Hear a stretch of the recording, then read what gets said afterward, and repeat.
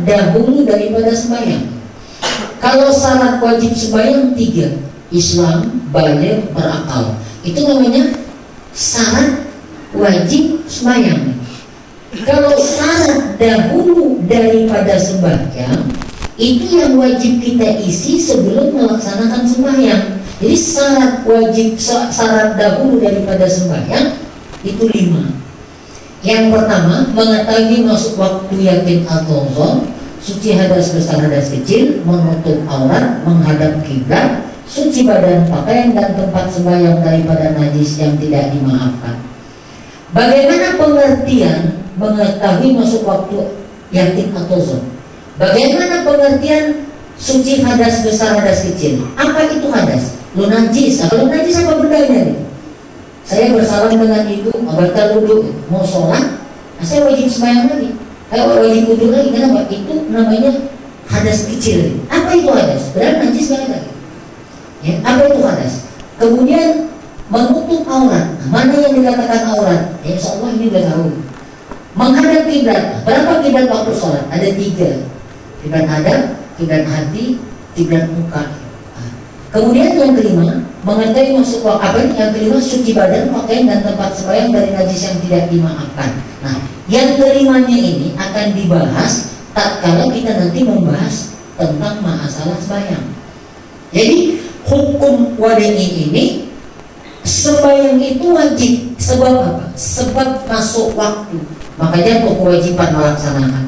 Sudah masuk waktu, bolehkah kita sudah melaksanakan sholat? Belum. Tunggu datang sana. Kalau syaratnya sudah kita isi, bolehkah kita laksanakan sholat? Boleh, silakan kita laksanakan sholat. Tatkala kita melaksanakan sholat, datang mana? Menegahkan, maka pelaksanaan sholat batal. Misalnya mana yang menegahkan? Buang angin, entah keguguran najis, entah bertemu dengan najis, maka sholat batal. Kalau mana atau menegahkan tidak datang, maka pelaksanaan sholat dianggap sah. Ini keputusan. Nah, ini pertalian antara takalifi dengan wada'i. Jadi sebab ini. Nah, apa hukumnya di dalam sholat membaca Fatihah? Wajib. Kalau kita sembahyang berimam, otomatis berjemaah. Imam membaca Fatihah, sami'tu, itu kita dengar. Wajib mendengar. Nah, tatkala kita sembahyang berimam, imam takbir Allahu Akbar, kita pun takbir. Imam baca Allahu Akbar kabira, doa iftitah. Ya, kita juga baca doa atau apa nih? Doa iftitah.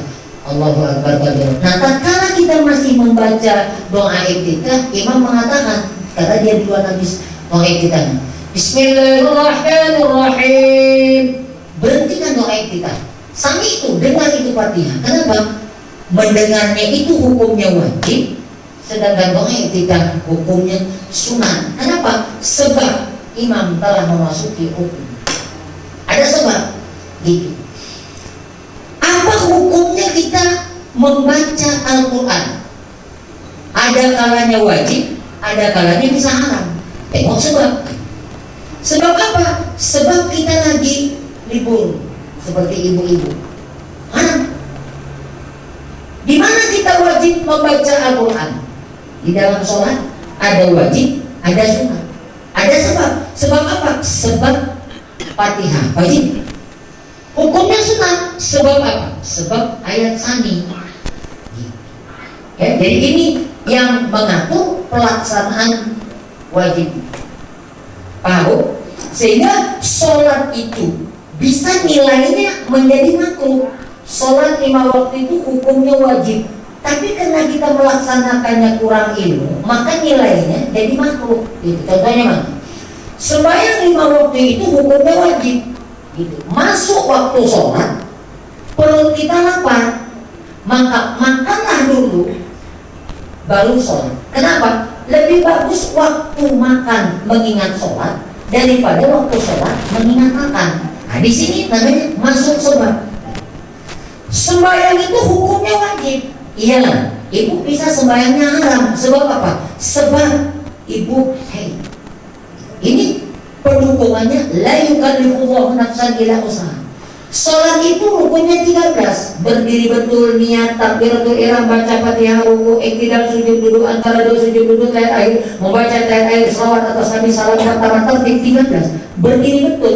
Karena ada sebab kita boleh sembahyangnya duduk. Sebab apa? Sebab sakit.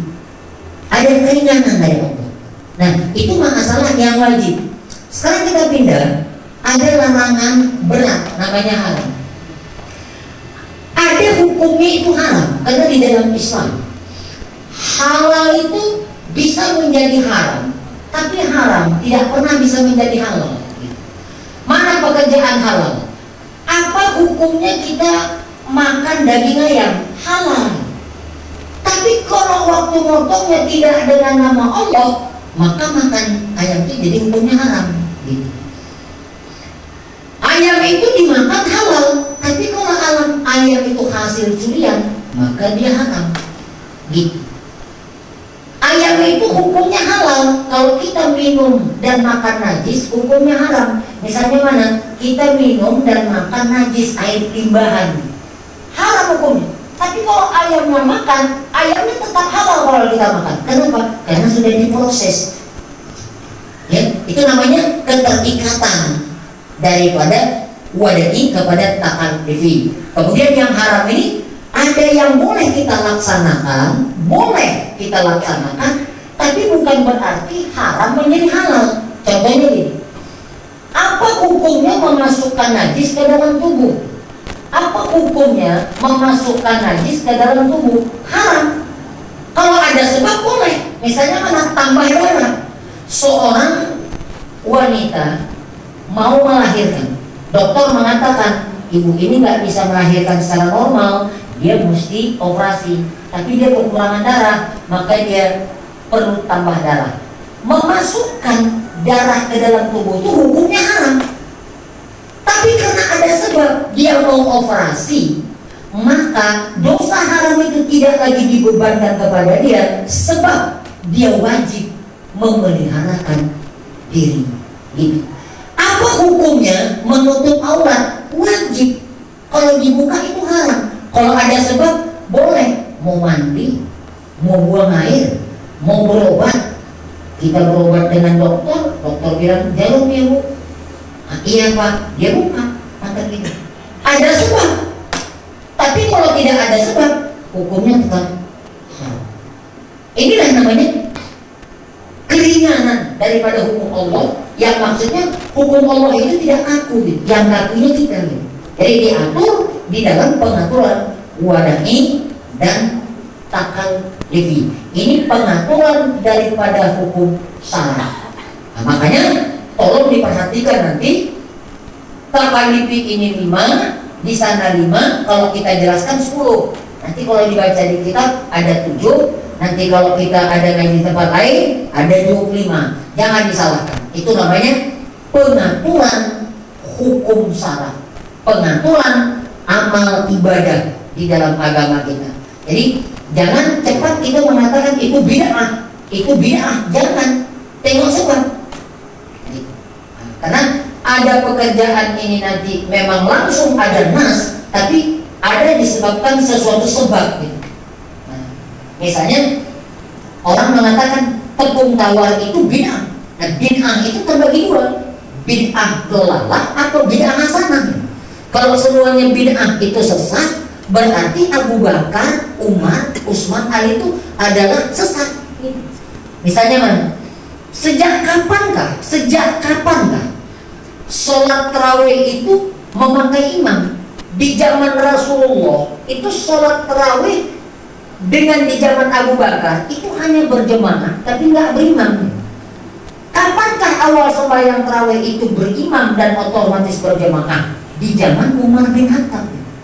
Jadi berimam otomatis berjemaah, tapi berjemaah belum tentu berimam. Manakah yang dikatakan berimam sekaligus berjemaah? Seperti kita tadi sholat, itu berimam dan berjemaah.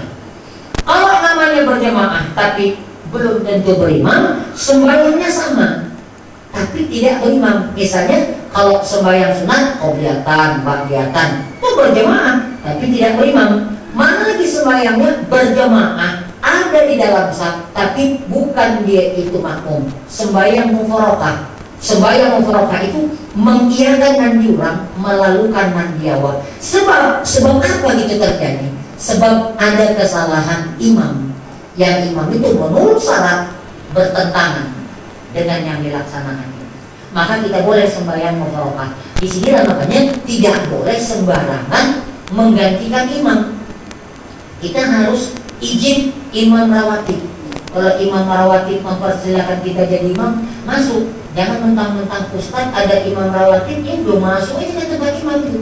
Itu namanya melanggar adab, karena imam rawatib itu adalah ditunjuk sesuai musyawarah kenazilan masjid. Itu namanya ada sebab. Ya. Nah, ini keterkaitan hukum takalifi dengan hukum wada'i. Jadi ingat, apapun yang kita laksanakan di atas dunia ini tetap hukumnya itu 5. Nanti ini bisa bertambah 7. Nama dia ini bisa bertambah 7 apabila dia sudah menyangkut rusaknya hakikat dan iktikat. Misalnya mana? Syirik, musyrik, fasik, munafik, kafir, kufur, kufar. 7 itu haram pada hakikat dan ada haram pada iktikat di situ. Jadi hukum itu 5 hukum. Tapi kalau dia sudah mengarah ke hakikat dan iktikat, itu namanya dia nanti haram di dalam hakikat dan iktikat. Misalnya mana? Syirik. Itu berarti kajinya ceritanya di tauhid gitu. Maka kita mesti mengetahui dulu, kalau orang ceritanya ini syirik, ini kafir, ini musyrik, itu berarti salahnya hakikat. Ini halal, ini haram, ini sah, ini batal. Itu berarti kajinya fikih. Oh, ini ahli sunnah, ini jabariyah, ini qadariyah. Itu namanya di dalam tasawuf. Jadi kita mesti jelas dulu, ini ngajinya ngaji apa. Kalau kita yang ngaji tauhid, yang namanya tauhid menyangkut akidah kita kepada Allah, jangan salah. Nah, kalau salah hakikat kita di dalam mempelajari tauhid itu, maka jatuh hukumnya hanya 2. Kalau nggak syirik, kafir.